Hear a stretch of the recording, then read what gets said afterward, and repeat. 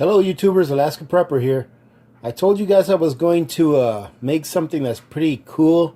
I've had this before a really long time ago, probably more than 10 years ago. And I thought about making some of this because we were going to have some hamburgers for dinner tonight. So I thought that it would be a great addition to the hamburger. And you'll see what it is. It's called bacon jam, right? And if you've never heard of bacon jam, is exactly what it is. It's a jam that you make out of bacon. And I've never canned it before for long-term storage because it's something that is easy to make with things that you've already got put away. So let me tell you what it's going to take. I'm going to make a half of a batch, all right? I'm going to use some bacon that I canned, about 4 years ago. This bacon was canned in 15, all right? And as you can see, it looks really good. All right, so I'm going to go ahead and test this and make sure that it passes all of the tests before I open it. But as you know, first I look at it, and it looks really good. All right, so it looks like it's supposed to look. All right, and then I'm going to go ahead and open it and make sure that I have a good seal on it still. After I open it, I'm going to go ahead and smell it and make sure that it smells like bacon, like it's supposed to smell.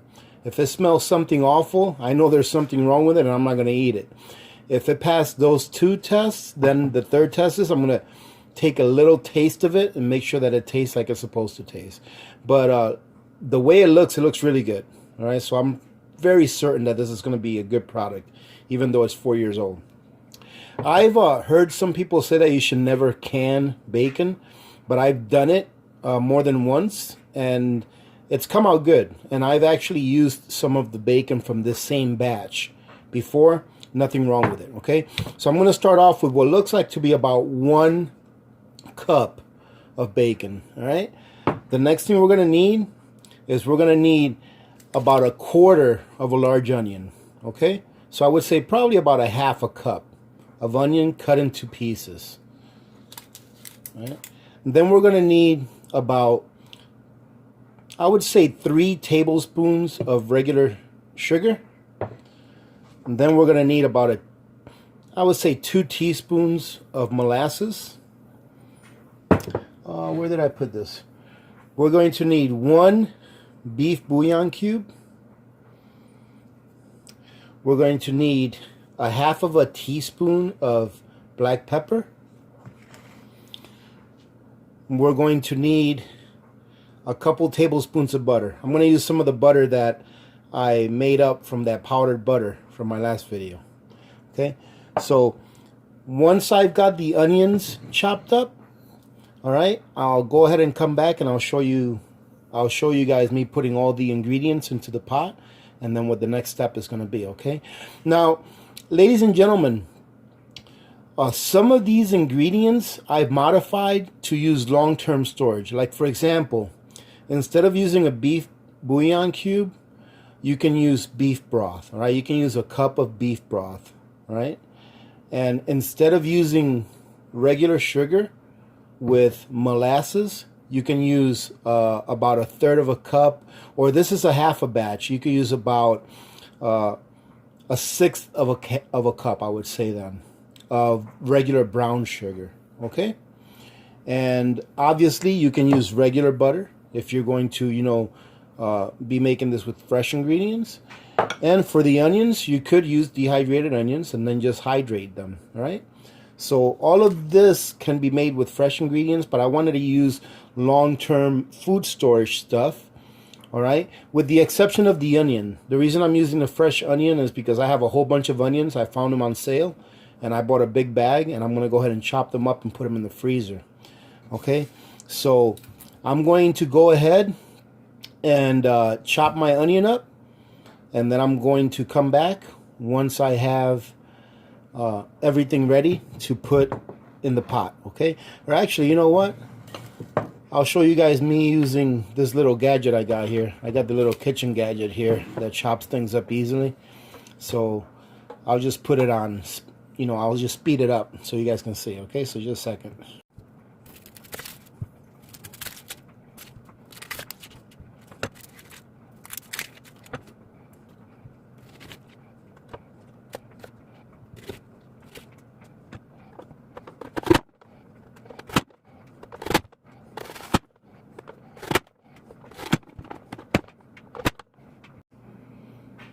Alright, ladies and gentlemen, we're back. So I've got all my onions cut up, and I'll tell you what, I surely do like this little gadget. Makes really quick work of these onions. Not that many tears when you do it with that. And I've got probably about 6 more large onions like that to chop up.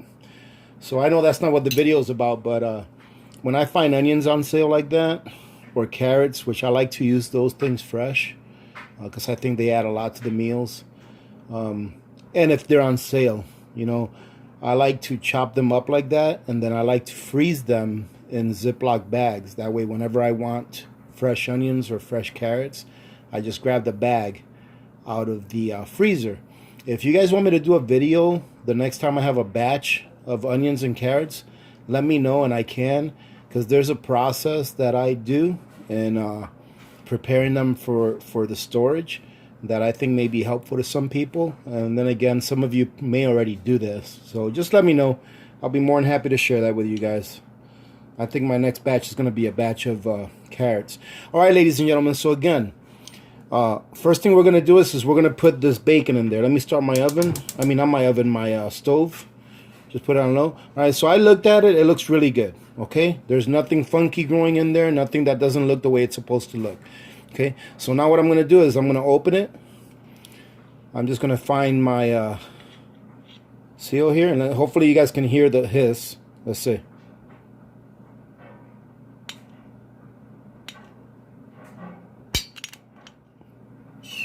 There we go. Definitely a seal. Okay. Looks good. Oh, and it smells really good. Smells just like it's supposed to smell. Okay, so what I'm going to do now is I'm going to go ahead, and I know I was going to say I was going to use that spoon to dig in my jar, but I know that people will be like, don't be using a metal spoon to get things out of the jar. And it's true, you shouldn't. That way you don't take the chance of scratching and ruining your jar. So now we're going to put that in there. Now, ladies and gentlemen, one thing about bacon, once you can it, it kind of turns into mush. Alright? And it just happens that for this recipe, that's what you want. Okay, so I put my bacon in there, and ladies and gentlemen, it smells really good, just to let you know. Alright, I'm going to put my bacon in there. I'm going to go ahead and start getting it rendered as much as I can. Okay, give it a second there.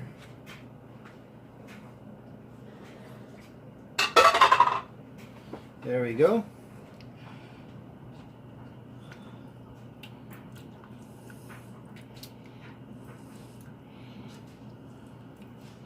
Okay, so what we want to do now is there's obviously a little bit of water in there that got extracted from the bacon during the processing process, or the canning process. All right, we want to get that out of there. Okay, so while that's going on, I'm going to take my beef bouillon. All right, I'm going to crumble it up and throw it in there. And you don't have to use the little squares like I'm using. They also sell, you know, they sell, I'm sure you all know that they sell beef bouillon in the powder form, right? You can do that as well. And this one's really hard, actually. See if I can break it up. Yep, there we go. Now, ladies and gentlemen, this is a great recipe. What I'm going to use it for is, you know how sometimes you have a bacon cheeseburger?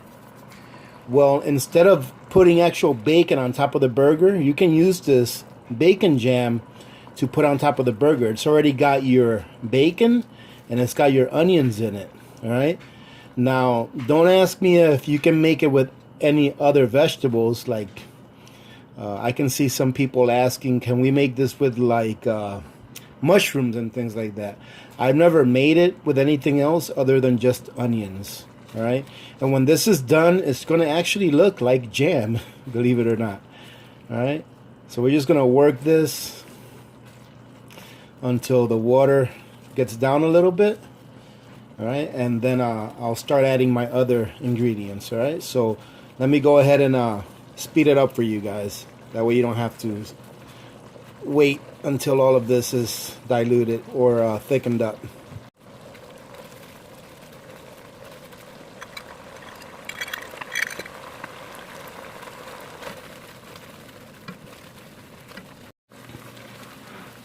Now, as you can see, ladies and gentlemen, I put my onions in there. What I'm going to do now is I'm going to go ahead and put a lid on this and put it on low for a few minutes to let those onions caramelize. Okay, so I'm going to close that up. I'm going to leave it there for probably about 5-10 minutes. It's on low until the onions get caramelized, and then we'll be back. Alright, ladies and gentlemen, so here we are. The onions are a little translucent now. So what we're going to do now is we're going to add a little bit of spice. We're going to add about a 1/4 teaspoon of black pepper. Okay, and I'm just going to guesstimate it. That's about right. Doesn't take too much. Okay. We're going to add our 3 tablespoons of sugar.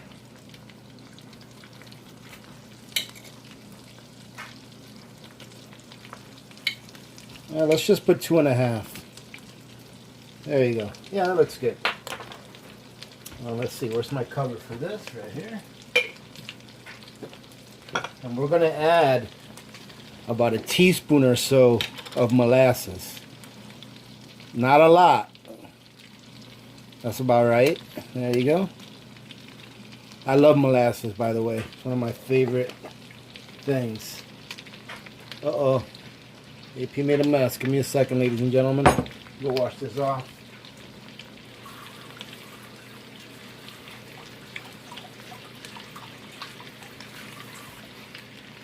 In case you didn't know, ladies and gentlemen, molasses is one of those things that will pretty much last indefinite. Alright? So we're going to stir this around.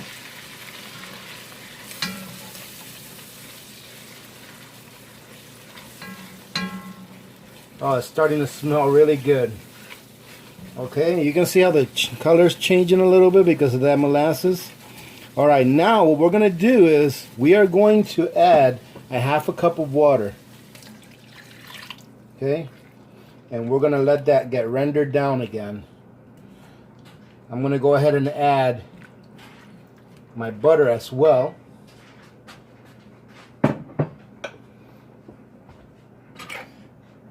So 2 tablespoons of butter for a full batch, but we're going to go ahead and go with 1 tablespoon for this one. Should be about 1/2 batch. All right, just go ahead and incorporate that. We can put our heat up a little bit. And what we're going to do, ladies and gentlemen, we're going to let that water, we're going to cook this on low. Once we get it to a medium, simmer, we're going to cook this on a slow or a low simmer until it's pretty much rendered down, and you'll see that it's going to look like jam. Okay, and all of that color will come right back. Okay, so I'm going to go ahead and allow this to cook down a little bit. All right, and then we'll be back when it's cooked down. By the time that this cooks back down, your onions will be pretty much incorporated into the jam. All right, there shouldn't be like big chunks of onion in there. All right, so we'll be back in a little bit. All right, ladies and gentlemen, as you can see, everything's pretty much rendered. All of the water has evaporated from this, and this is what we got left. What we're going to do now is we're going to let this rest for a few minutes until it cools down a little bit. Right, I'm going to put it in a container, and then we're going to show you how it spreads. Okay, so we'll be back in a little bit. We're almost done. This is pretty much done. We just got to put it in a container. Okay, so we'll be back in a little bit to show you what it looks like. All right, ladies and gentlemen, here we are. This is what it looks like. See that? I haven't tasted it yet, but I know it's going to taste good because I've made this before. Albeit it's long time ago. And you can still see some small pieces of onion there. That's fine though, You can cook it down more to where there is no visible onion pieces in there, but it should be fine. I'm going to give it a little taste.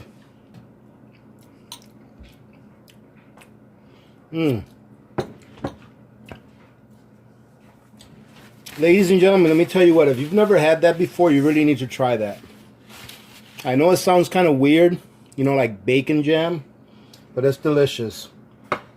my favorite way to eat this is by taking a scoop of this and just putting it on top of a burger. And look at that.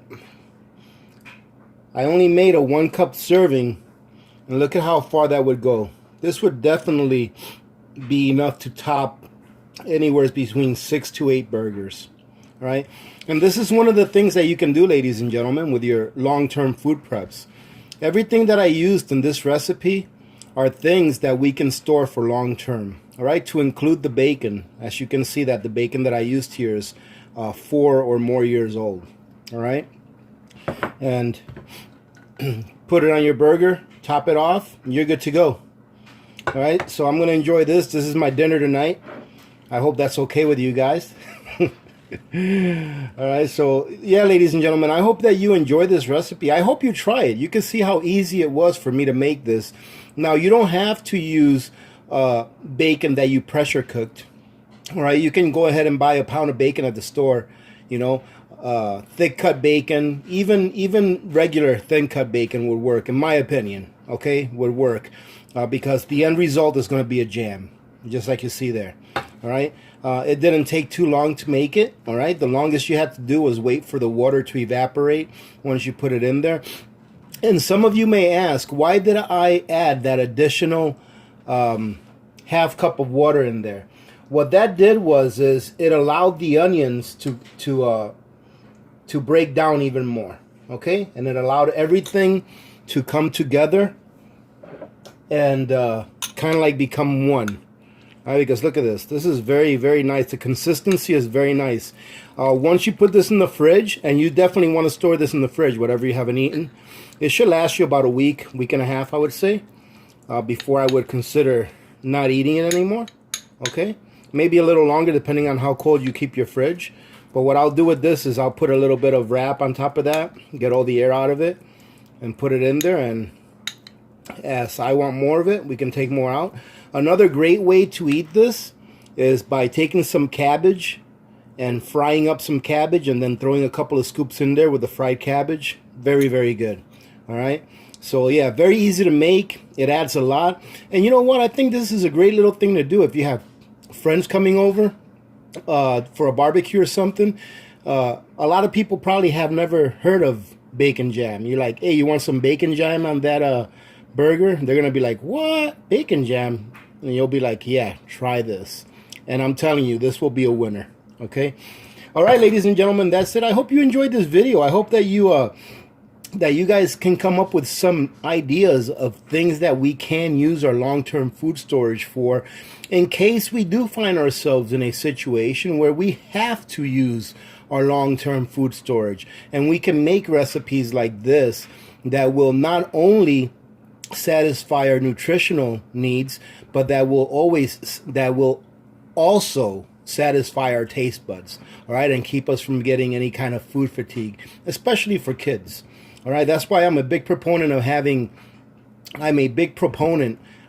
comfort foods stored away for long-term storage, all right, because comfort foods are good foods to have to take care of stress, all right, and especially if you have kids, it's something that brings them back some kind of normalcy, all right, in any situation where there's a lot of stress involved, all right. I'm going to stop talking, ladies and gentlemen. This is my dinner, so I'm going to go ahead and eat this here in a minute once I'm done babbling. I haven't said that in a long time. All right, so hey, listen, if you're here for the first time and you enjoy this video, first of all, I appreciate you stopping by and taking a look. Please give it a like. And by all means, please subscribe and join a great community. All right, I say this almost every video now, and it's because I really mean it, and it comes natural for me to say this. It's not something that I rehearse. So if you want to join a great community where we don't only do prepping here, all right, but we help each other out, all right, in other ways than just prepping. And as you can see here, this is more of a cooking video, but it's also a prepping video because it teaches you what you can do in those situations where you may not be able to get the things that you normally get on a daily basis as easily as you usually do. Okay, and you can use the things that you've prepped to make these items or make these meals. All right. If you're one of those community members that is always here when I put up a video, and you support the channel in that way, thank you very much. I truly do appreciate you guys that keep coming back every day. You guys are really the foundation of this community, and I want you to know that I truly do appreciate you guys stopping in and spending a few minutes. All right. So please like, comment, and share, and subscribe if you're not subscribed. Having said that, ladies and gentlemen, I'm going to go ahead and sign off now. So remember to be good to each other. When good people do good things happen. All right. Remember to reach one, teach one, and repeat. If we all did this, the world would be a better place, and you know that it will be a better place. And ladies and gentlemen, don't forget that we are all in this together. All right. Some people hate YouTube, and I can understand why. But I love YouTube, and I'm going to tell you why. Because without YouTube, we wouldn't have the beautiful community that we have. And that's why. All right. It brings people together. There's a lot of controversies going on with YouTube and things like that. I try to not think about those things and just think about the things that are good, that come out of YouTube that are good. And one of the good things that comes out of YouTube, I think, in my opinion, one of the best things that comes out of YouTube is that we can have people create a community, and we are all spread out throughout the country and the world. Okay, so that's one of the things that I like the most, if not the most, about YouTube. All right, so remember that we are in this together. All right, instead of pointing out the differences in each other, all right, find those qualities that you would like and work on those. All right, because we are all humans, and we are all brothers and sisters in the eyes of the Lord, and or whatever creator you call your creator. All right, ladies and gentlemen, many blessings to all of you and your families. This is Alaska Prepper, and I'm out.